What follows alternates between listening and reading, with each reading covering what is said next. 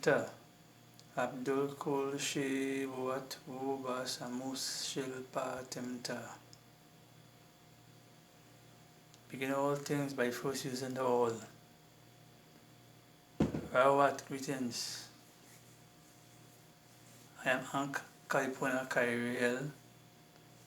I am the man, the person who represents Amen Nas Hitep. If you recall, if you didn't see my last video, you can go back and take a look at it, and you will see where we were discussing certain events that was taking place with me at the time concerning my daughter Nifermol Ajobmol Hitep, and she who is now known as Aset Kea Ainala El Kairi.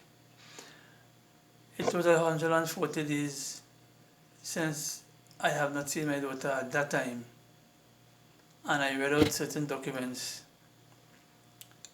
relating to my daughter and I indigenous standings, and that between that time and now events took place where we could identify what it is. If you look at the last video, you will see how much it relates to this, because I read out that the corporation that is called the Government of the Republic of Trinidad and Tobago, I did a declaration concerning my daughter and myself,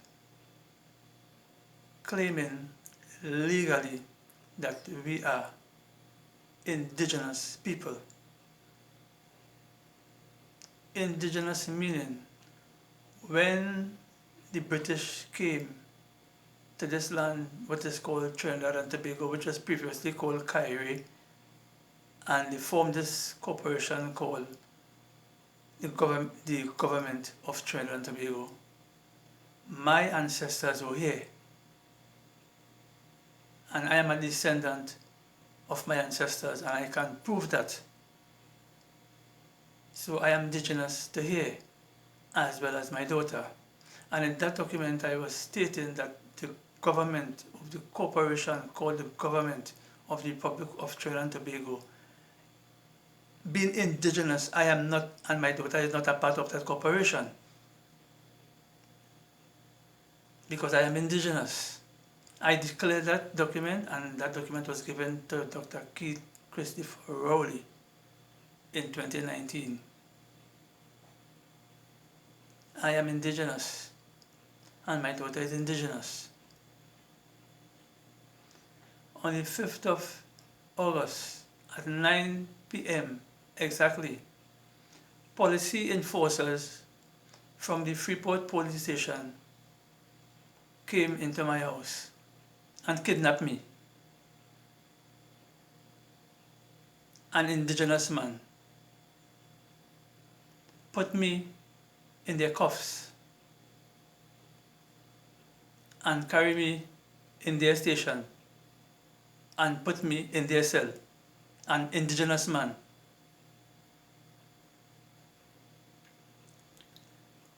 They came into my house, and the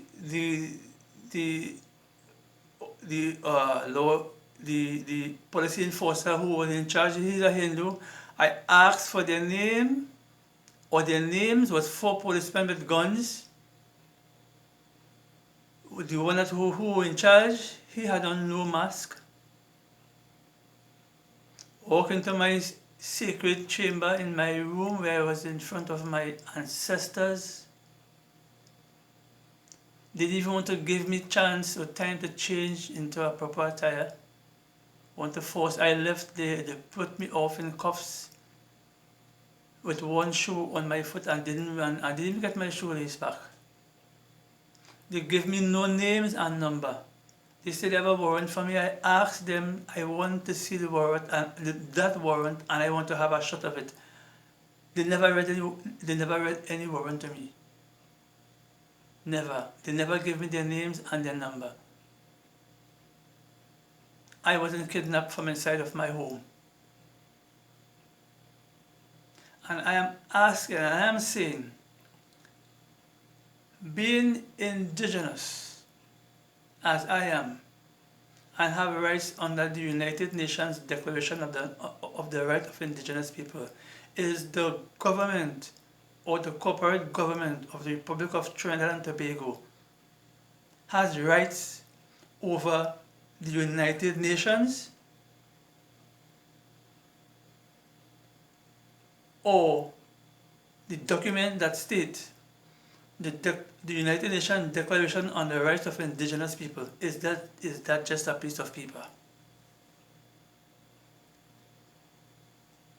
Dr. Keith Christopher Rowley, when he rightfully said that he is not going to support any foreign invasion in Venezuela because he stands by the United Nations Charter.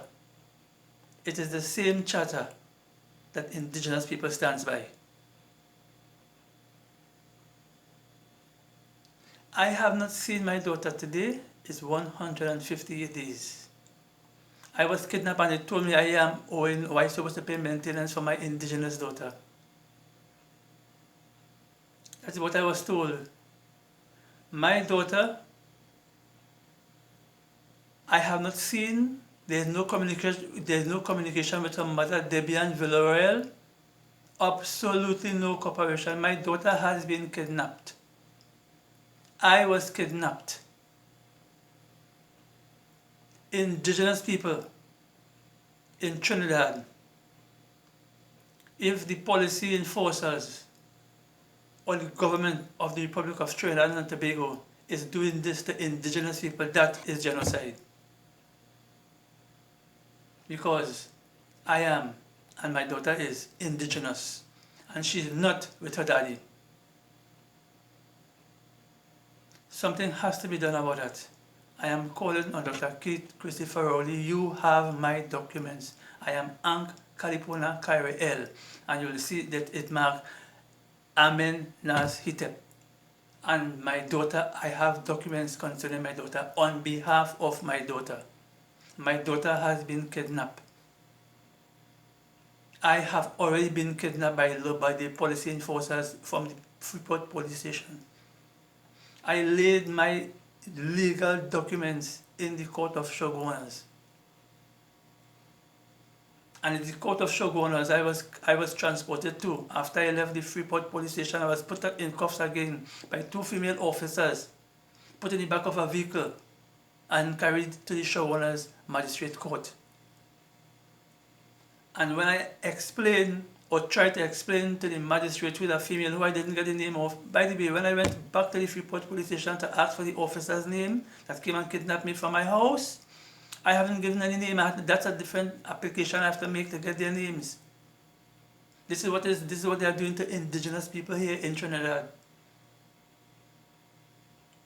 Anyway, when I went to the magistrate court in Shoguners, I tried to tell the magistrate that I am indigenous. Let me make this a little clearer. There is a certain concept that when you tell somebody that you're indigenous, it probably synonymously it means that you are stupid. Because they are feeling that the kind of warped, bent and twisted mind that they got from the lepers, not Europeans, because the original Europeans are people of dark skin and woolly hair. In fact, the word Europe comes from an Ethiopian princess named Europa. But the lepers who are living there now, the mindset they got from them, what indigenous people are, is some kind of, there's some people that give them a certain bent concept. So people have this mindset that indigenous people are stupid. Well, I am indigenous. I am indigenous. And I have proven it legally. And my daughter is indigenous and I have proven it legally. And my daughter has been kidnapped. I've not seen her for 158 days. I do not know where she is. I have made many appeals. I have been kidnapped from my home for my daughter who is indigenous.